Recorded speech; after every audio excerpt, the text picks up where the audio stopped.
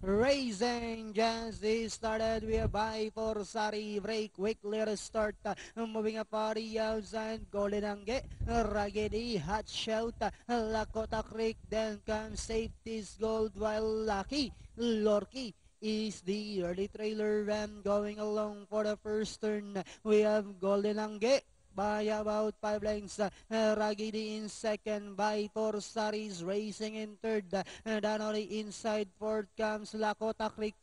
Alongside comes Hat Shout. Safety's Gold. While Lucky Lorky still racing less back to the leader. We have Golden Nange in control, maintaining a 4 lengths lead. Ragidi in second by Porsaris racing in third. Lakota Creek is down on the inside. Hash out comes next, safety's gold. While Lucky Lorky is still racing less. And they are now entering the home stretch. We have Golden Nange by about 5 lengths. Coming closer in second is Lakota Creek as they swing for home. Golden Angge by only a length.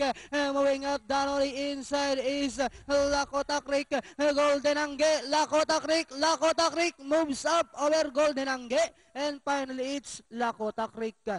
Golden Angge, then comes Hot Shout close. Lucky Lorky, safety's Golden by Forsari.